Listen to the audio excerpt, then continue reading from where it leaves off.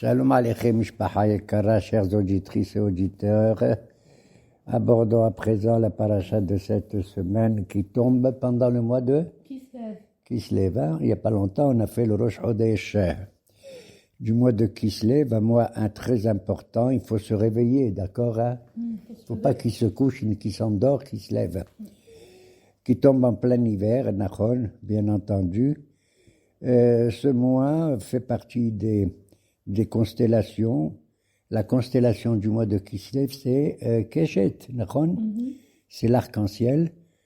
Je trouve cette constellation très belle, étant donné qu'elle permet à toutes les couleurs de se réunir. Hein? L'arc-en-ciel, l'arc, il a le rouge, le vert, le bleu, le blanc. Moi, j'ai l'habitude et je suis très content. D'ailleurs, je suis né pendant le mois de Keshet, Nachon, le 4 Kislev, et d'avoir des enfants et tout. Mes 11 enfants, chacun, il a son caractère, sa beauté, etc. Et je les ai toujours comparés, sans le savoir, Béhémet, au Keshet, à l'arc-en-ciel, qui a été institué comme une alliance, entre Akadosh Baruch Hu et les hommes après l'affaire du Maboul. Et ce Keshet, justement, il mélange de manière harmonieuse les nuages avec le soleil. En dépit du fait que les nuages assombrissent le monde, Nachon, eh bien malgré tout, le soleil arrive à percer ces nuages et on voit ce mélange entre guillemets le noir et le blanc, entre le jour et la nuit. Et c'est ainsi qu'on doit considérer notre vie et d'accepter tout ce qu'Hachem il fait pour nous et tout ce que nous on fait pour lui aussi. Nachon, Keshem Shem Barchim Ala Tova Kar Barchim Ala Ra'a. Être capable d'avoir la force de supporter les épreuves. D'ailleurs, nos avotenu à Kedoshim ont supporté le plus grand nombre d'épreuves que nous. Hein? Abraham avec les Asara Nisionot, Yitzhak avec sa vie, le pauvre, et qu'il a, à la fin de sa vie, il a été aveugle. Et Yaakov avec toutes les difficultés qu'il a rencontrées avec son frère Esav. Et également avec Lavan, Nachon. Donc ce mois de Kislev est un mois vraiment très important. Pourquoi? Et d'ailleurs, il va avoir la promesse, Yaakov, chose qu'Abraham et Yitzhak n'ont pas pu faire, d'avoir les 12 enfants, les 12 tribus d'Israël.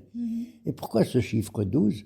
Pour montrer que malgré qu'on est le peuple le plus petit au monde, eh bien, on mesure tous les temps, c'est-à-dire les 12 mois. 12 tribus par rapport aux 12 mois. 12 tribus par rapport à même une journée, il y a combien? Il y a 12 heures dans la journée et 12 heures dans la nuit. Nachon? Et ce chiffre revient effectivement. Et donc, chaque heure que nous vivons doit être une heure agréable. Correspond à chacun de nos enfants, chacune de nos tribus avec sa mission et son caractère personnel, individuel et indépendant. Nachon? Ça, et là est l'union. L'union entre les caractères d'un Réhouven, d'un Yosef et d'un Naphtali, etc., etc. Et également le nom de Dieu, Yudke Vavke, Ismihu Hashamayim Vetare La'ares. C'est le Yud He Vav He les Rachetevot, ça correspond au mois de Nissan. Quel est le nom de Dieu qui correspond au mois de Kislev? C'est à l'envers. C'est Vav Yud He He. Et ça sort de quoi? Ça sort d'un passouk, justement, où on voit, il est dit, Vayar, Yoshev, Haaretz, Hakenaani. Les Rachetebot, les initiales, c'est Vav Yud He He. Et qu'est-ce qu'il dit, ce passouk? Que les habitants de Canaan, ils ont vu. Qu'est-ce qu'ils ont vu? Ils ont vu, c'était le 25 Kislev, que les enfants d'Israël, ils ont ramené Yaakov Avinu qui était mort quand le premier jour de Sukkot, c'est-à-dire le 15 Tishri, et ils ont attendu 70 jours à cause du voyage, à cause d'autres choses.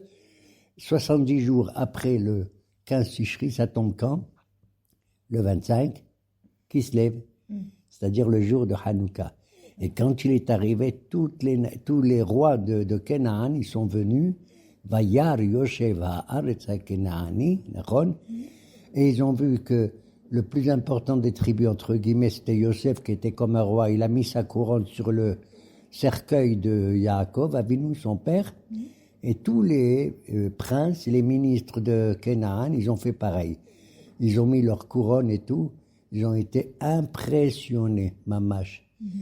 Donc, c'est ce que représente pour nous ce mois de Kislev, où Be'ezrat Hashem, comme l'arc-en-ciel, on va faire la fête de Hanouka, où justement, ce sont les bougies de Hanouka, les lumières de Hanouka, qui vont marquer la victoire des héros, des soldats, des Hashmonaïm contre les Yevanim. C'est quoi la bracha du Keshet? Quand on voit un Keshet, d'après la halakha, on doit faire Baruch Ata Hashem Elokeinu Melech Haolam Zocher Aberit V'Kayam B'Ma'amaro. C'est-à-dire que Akadosh Baruch Hu se souvient de l'alliance qu'il a fait de ne plus envoyer le déluge, d'accord, et il a maintenu sa parole. Kayam B'Ma'amaro. Il a maintenu sa parole. Voilà comme introduction à notre paracha pendant la période du mois de Kislev. Chacun, pour moi, je vais vous dire la vérité, quel que soit le jour de notre Yom Houledet, de notre anniversaire, chaque jour est important. Il n'y a pas un jour, le mien n'est pas plus important que le tien ou que celui de mon voisin ou de mon copain ou de n'importe qui. Puisque Kadosh Baruch Hu, il a créé tous les jours de l'année. Tu comprends? Je vais même plus loin. On dit qu'Akadosh Baruch Hu nous a demandé à Rosh Hashanah, qui est un jour important, la tête de l'année Rosh, et qu'on fasse tchouva jusqu'à Kippour pendant 10 jours, ok? D'accord? Et si quelqu'un, même, il n'a pas pu faire tchouva pendant les Aseret et Metchouva, n'importe quel jour, il peut faire tchouva, Dieu, il a Peshuta Yemino le Kabel Shavim. En tout temps, n'importe quel jour, Akadosh Baruch Hu, il considère l'individu et il tend sa main droite pour le ramener à lui-même. D'accord? Donc pour moi, spirituellement parlant, il y a Rosh Hashanah pour l'ensemble du peuple d'Israël, mais il y a chaque jour est un Rosh Hashanah pour chacun d'entre nous. Moi, je peux décider qu'aujourd'hui, si je fais tchouva, c'est mon Rosh Hashanah personnel à moi. D'accord?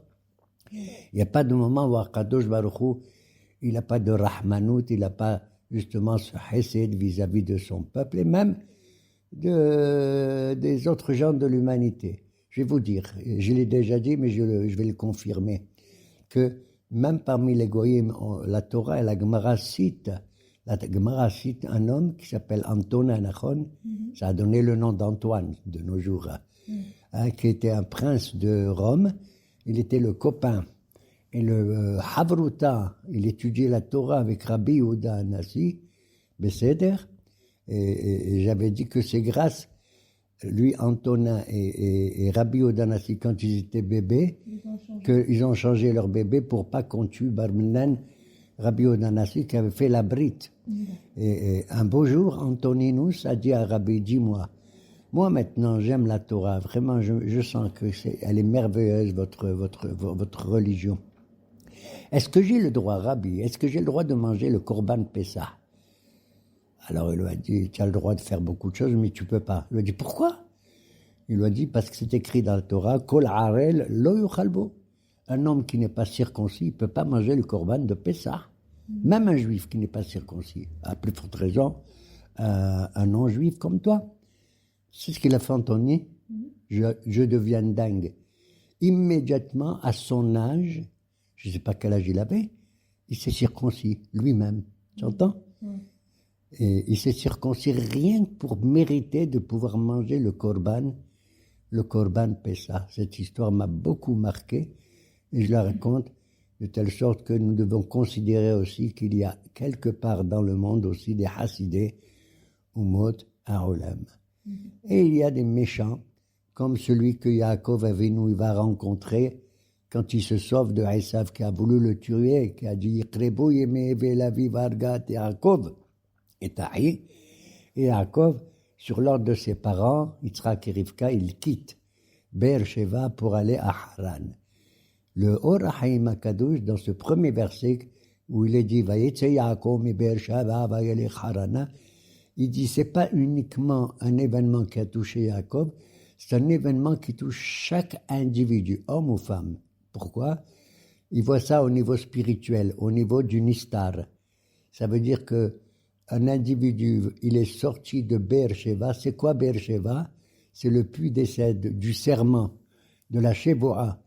La Neshama, elle était dans le ciel, et avant de venir sur terre, Kadosh Baruch Hu, il lui fait jurer, il a dit, tu vas jurer, monsieur, la Neshama de X, que quand tu descends sur terre, tu es tzaddik velo racha, t'entends? Alors l'homme, il dit, ou l'individu, homme ou femme, il dit, je jure que je voudrais être tzaddik et pas racha.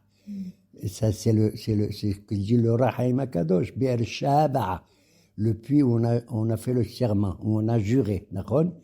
Et on quitte ce puits qui est Shava, qui est le monde des Olamot, à Lyonim, et de la Neshama pour descendre sur terre, qui s'appelle Haran. Haran. Le monde où Haran Af, où il y a des problèmes, des difficultés. D'accord? Et c'est ce qui arrive à chacun d'entre nous. Et c'est pour ça que Yaakov va vivre avant nous toute cette épreuve terrible de quitter Beersheba avec ses parents et tout, pour aller où? À Haran, c'est-à-dire là où résidait un homme affreux qui s'appelait Lavan, à Arami, le ramaille, le trompeur, le rusé, etc. Ok? Et donc il se sauve, il est poursuivi, tu sais par qui? Il est poursuivi par le fils de Esav qui s'appelle Eliphaz. Et Eliphaz, Esav il a dit à son fils Eliphaz, tu vas tuer mon frère, tu le tues. Quand il est arrivé, Eliphaz, il n'a pas osé tuer. Il a dit, je ne peux pas te tuer, Yaakov, c'est pas possible. J'ai étudié avec toi un peu de la Torah, d'accord? Alors Yaakov il a dit, écoute, prends mes vêtements, prends ce que j'ai comme nourriture sur moi, parce que Ani Hashuv Kemet, il a fait. Ani Hashuv Kemet. Et tu diras à ton père, ça y est, j'ai fait la chose. C'est tout. T'as compris? Et le pauvre Yaakov, il s'en va comme ça, dépourvu de tout. Contrairement à Eliezer qui avait des digmalim nachon, 10 chameaux avec plein de choses pour prendre en Edounia qui Rivka, Imenu, qui va se marier avec Yitzhak. Et lui, Yaakov, il avait rien du tout, mamache sur lui. Je me suis posé la question, ce Eliphaz, le fils de Esav, est-ce que c'est le même Eliphaz? Tu sais, on parle d'un autre Eliphaz, tu sais où, dans la Bible? Dans le livre de Iov. Quand Iov, il lui est arrivé le malheureux, tous ses problèmes, ses malheurs, Nachon, tout le livre de Iov, il parle des malheurs. Il avait 3 amis. Il avait Sophar Naamati, Bidad Ashwahi, et le 3e s'appelait Eliphaz Temani, Eliphaz de Théman. Et j'ai demandé à mon fils, dis-moi, est-ce que ce Eliphaz de Iov, c'est le même Eliphaz que le fils d'Esav? Il a trouvé des sources, il a dit oui, papa, c'est le même. Tu te rends compte? C'est devenu un tzaddik, ce Eliphaz, puisqu'il console à sa manière, bien sûr, Iov. C'est incroyable. Et donc, il part presque tout nu, Yaakov Avinu, sans rien, savoir ce qu'il a mangé ou pas mangé. Et quand il fait sa prière, il arrive dans Vaïvga Bamakom, au milieu de chemin avant d'arriver à Haran, il atteint l'endroit. Il n'y a pas écrit un endroit, n'importe lequel. L'endroit, ça veut dire il est bien connu cet endroit. Vaïvga Bamakom, t'as compris? C'est comme s'il y avait le Hey et des Ram. Makom, c'est pas normalement à Kadosh Baruch Hu, quand on dit à Makom. Il a fait, ça c'est super. Mais pour l'instant, le mot Makom, c'est un espace où résidait à Kadosh Baruch Hu. Il a fait. Pourquoi? Parce que c'est exactement là-bas que Abraham il avait fait la Aqidah de Yitzhak. Donc c'est Har HaMoriya. Bravo mesdemoiselles, mesdames qui vous appelez Moria. J'en connais une qui s'appelle Moria. Et donc, c'est Bamakom, cet endroit que plus tard va être construit le Bet Hamikdash. Vayalen Sham, Vaïvga Bamakom. Qu'est-ce que ça veut dire Vaïvga? Il a été retenu par cet endroit, comme s'il y avait un mur devant lui. Nachon, il ne pouvait pas continuer son chemin. Mais Vaïvga, ça veut dire en hébreu aussi, Pogea, ça veut dire prier. Il a fait une prière qui sort de son cœur, comme quelqu'un qui a, boum, tu vois, mon Dieu, mon Dieu, mon Dieu, tu as compris? Vaïvga Bamakom, Vayalen Sham, fatigué comme il était, il s'est endormi là-bas, et c'est à ce moment-là qu'il fait Vayar Vehine Halom. Halom, il fait un rêve. Il fait un rêve. De là, je tiens à dire, au niveau halachique, enfin halachique ou pas, nos hachamim me disent, quelqu'un qui fait un rêve, ça s'appelle un tzaddik, même si c'est des mauvais rêves. Même. Ça veut dire que son esprit fonctionne encore au moment où tout est éteint en lui, tu comprends? Il est rattaché à je sais pas, des conversations en dehors de lui et qui rentrent au plus profond de lui-même. Très souvent, on est marqué par un rêve qu'on a fait, qu'il soit bon ou mauvais. Nos hachamim disent, même si tu fais des mauvais rêves, ça prouve que tu es un tzaddik. Et ils disent le contraire, Barmdan, un type qui durant toute sa vie ne fait pas des halomot, c'est un racha. C'est incroyable. Comment, même dans la nuit la plus noire, notre esprit, il est rattaché quelque part à notre vie actuelle ou à des désirs spirituels qui se rattachent avec le ciel. Et voilà pourquoi il fait un rêve, Yaakov Avinu. Et tu sais de quoi il rêve? Sulam mutzav arsha, virosho magia shamaima.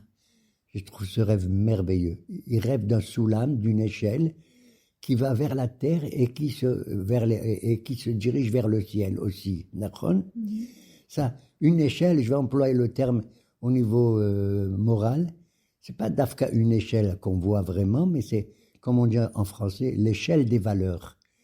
Pour atteindre le maximum de choses dans notre tzidkut, dans notre bien-être spirituel, il faut lentement monter les échelons. Pas tout de suite, tu deviens tzaddik dès que tu es né, pas du tout. D'accord? Il faut que tu montes lentement les échelons de l'échelle.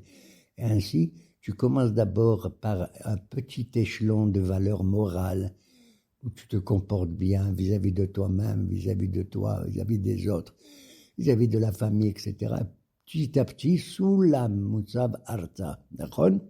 Pour atteindre, parce qu'au sommet de l'échelle, qu'est-ce qu'il y a? Vene Adonai, Nitzavala, jusqu'à s'approcher, pour ainsi dire, du bon Dieu lui-même, qui repose sur cette échelle. D'ailleurs, je tiens à dire, quelle est la valeur numérique du mot Soulam? Samer, Vav, Lamed, Mem, 66, 30 et 40, ça fait en tout 136. C'est d'une part la valeur de quoi? Du mot Sinaï aussi. Le Sinaï, c'est 136. OK? Mais c'est aussi la valeur de trois choses que le Pirkei Avot nous a dit, presque dès le début. À Olam Omed, à la Torah, à la Avoda, Val Gemilut Hasadim. C'est-à-dire la relation avec Dieu, avec, entre nous-mêmes et avec soi-même. D'accord?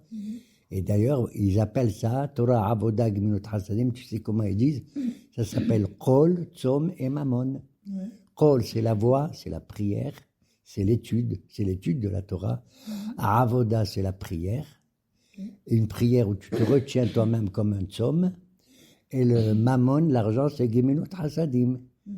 Maintenant, ce qui est merveilleux, quelle est la valeur de Kol, Tzom ou Mammon? C'est la même valeur numérique. Combien c'est Kol, Rouf, Vav, Lamed? 136. Il a fait. Combien Tzom, Tzadik, Vav, Mem? 136 aussi. Et combien c'est Mammon, Mem, Vav, Nun? 40, 40 et 50, 136. 136. Tu as vu? Kol, Tzom, Mammon, ça fait 136, ça a la même valeur numérique que Soulam, que le mot Soulam, l'échelle des valeurs. Alors, lorsqu'il veut s'endormir, il va y aller Ncham qui bat Shemesh, parce que le soleil, il va se coucher. Dis-moi, c'est pas français qui va se coucher, qui bat, ça veut dire il est venu le soleil. C'est incroyable. Qu'au moment même où le soleil va se coucher, on dit comme s'il va se lever, comme s'il va venir. Ça veut dire que un individu, même pendant la nuit, il voit pas le soleil va se coucher. C'est comme si le soleil, pour lui, il illumine encore, tu as compris? Il est rattaché au monde dans les hauteurs les plus importantes comme le soleil.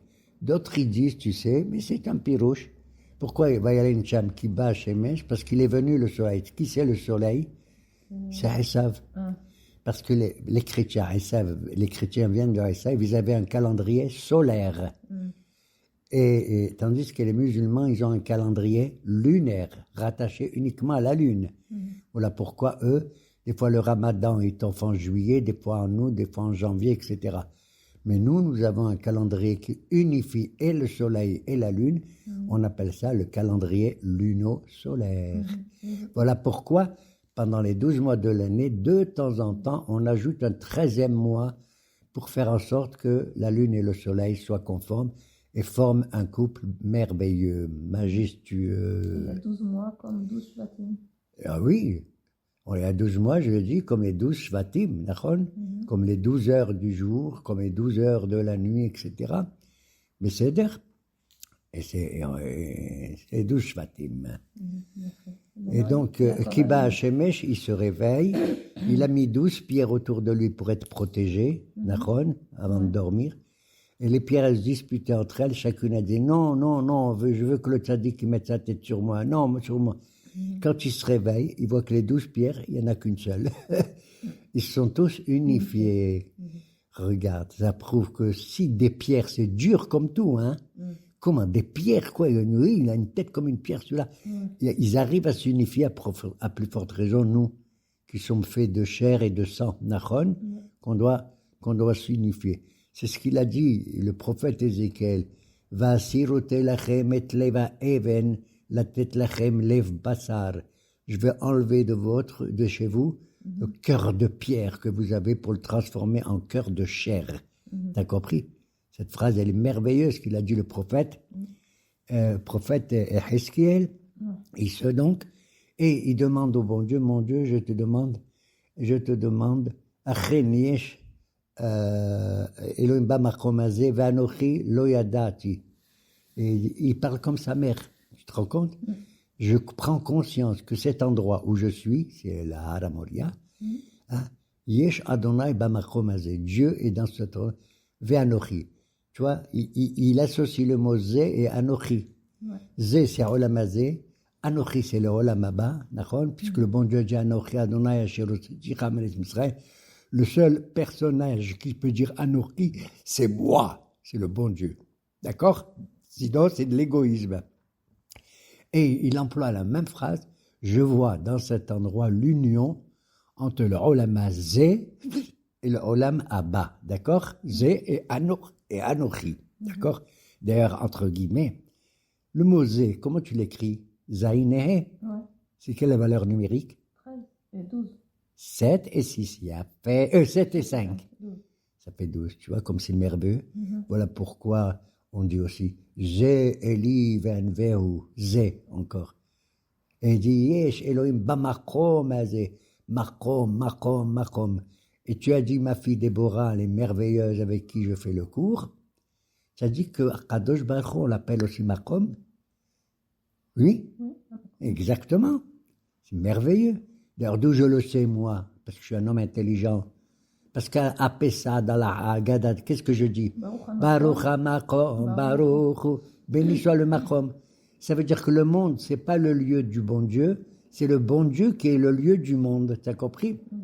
Bien entendu. Or, je vais encore, parce que c'est pas possible, je trouve ça beau, mais il faut pas exagérer. Quelle est la valeur numérique du mot Makom? Mem, Ouf, Vav, Mem. Allez, Makom, Mem, 40, Ouf, 100. 186. 186. Ah bon? Encore c'est un rapport avec le bon Dieu, Makom, Baruch HaMakom.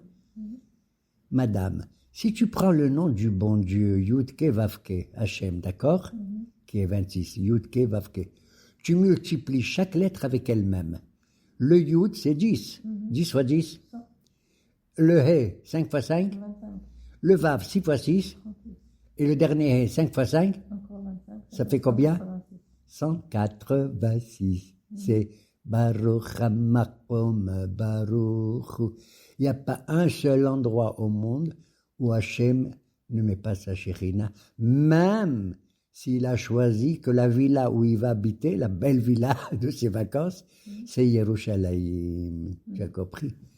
Et c'est pour ça que Yaakov a venu dire, Achen, yesh, bamakom hazeh, anochi lo yadati, et moi je ne savais pas. Comment tu ne sais pas? Ta mère l'a dit déjà.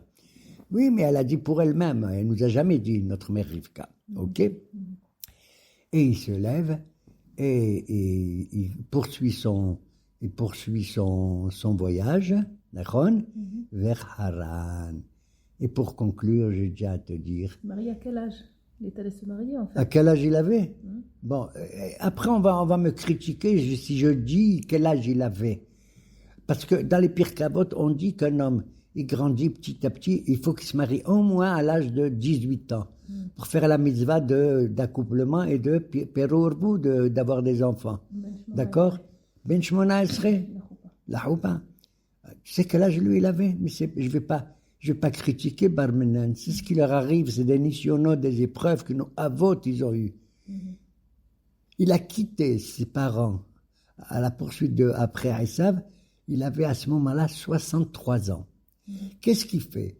Il est en chemin, il s'arrête avant la Daha. Tu sais où il va? À la yeshiva de Shem et de Iver. C'était les enfants de Noah, d'accord? Les petits-enfants. Tu sais combien de temps il étudie là-bas? 14 ans. 63 et 14, ça fait combien? 77. Et il va aller chez Lavan, il va travailler combien de temps pour essayer de se marier et avec Rachel et avec Léa? Combien de temps? 7 ans. 77 et 7, ça fait combien? 84. Yaakov s'est marié.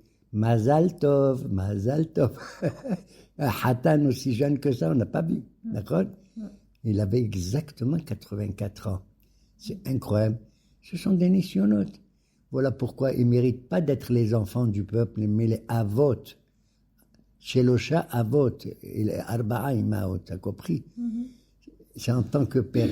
Ils ont éprouvé beaucoup de difficultés. Et chacun va essayer de comprendre comment il a pu faire le choix de Rachel par rapport à Léa. Et finalement, c'est Léa qui lui tombe la première, Nachon, à cause de la Ramaout. Parce que Lavan, il lui a dit, tu sais, toi tu veux te marier à Rachel, la mode que certains disent qu'elles étaient jumelles, hein, Léa et Rachel, donc le même âge. Mais elle est née Rachel juste après Léa. Quelques secondes après. Qu'est-ce qu'il dit Lavan, le trompeur? Il dit, tu sais, tu veux épouser Rachel? Lo ya'aseh bimkomenu latet et abechira lifnei atzeira lifnei abechira. Chez nous, on ne donne pas la plus jeune avant l'aînée, la bechira. Il lui fait sous-entendre, ce méchant de Lavan, pas comme toi que tu as fait, que tu as volé la beracha de ton frère qui était Bechor, Esav. Hein, chez vous, les Juifs, vous mettez le Tsahir avant le Bechor et vous donnez au Tsahir le droit d'aînesse. Nous, n'en fait pas comme ça. On est plus moral, Zama, t'as compris? Et il est arrivé que comment on appelle ça, la simplicité de Yaakov, elle va pas le mettre dans des difficultés.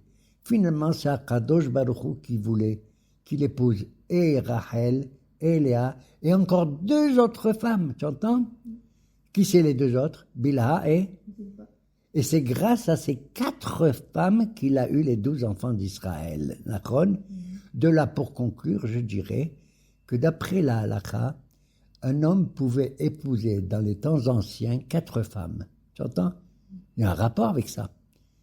Pourquoi? Parce que s'il était avec 4 femmes, chacune elle accouchait, on savait d'où venait le bébé. De cette femme, de cette femme, de cette femme. Mais pas le contraire. Mais il est arrivé du rabbin de Rashi, qui s'appelait Maharam Mirotambourg. Il a fait un harem, il a dit, je vous jure, attention, il est interdit aujourd'hui, et c'est moi qui le décide, à un homme d'épouser plus qu'une seule femme. Il a raison ou pas? Il a raison. Demande aux femmes, c'est sûr qu'elles vont dire qu'il a raison. Moi aussi, je dis que c'est sûr qu'il a raison, parce que si on épouse 4 femmes, ça pose un problème. On n'a pas la même mentalité que nos anciens, tu comprends? Et déjà, rien que 4 femmes, tu vois, elles vont se disputer entre elles. 4 femmes, tu ne sais pas de qui... tu n'as pas suffisamment d'argent pour leur donner à manger, à boire, et surtout de leur donner des bijoux qu'elles veulent et des choses comme ça et tout. Et donc, cette harem de Maharam Rotenburg a été accepté, surtout dans le monde ashkénaze. Ils n'ont plus voulu épouser plus d'une femme, mais dans le monde sfarad, ça s'est maintenu encore un peu, dans certains endroits. Presque, je dirais, jusqu'à nos jours. Mais Baruch Hashem, maintenant, la loi civile nous interdit d'avoir plus d'une jeune femme, et ça vaut complètement. C'est quelque chose de très, très important de s'attacher à cela, bien entendu. Ayez raison que de chacun des couples, ils sortent le maximum d'enfants comme ils peuvent, qui soient aussi beaux, aussi colorés que l'arc-en-ciel, pour illuminer le ciel et savoir que on trouve toujours le soleil à travers les nuages de notre existence. Amen. Amen.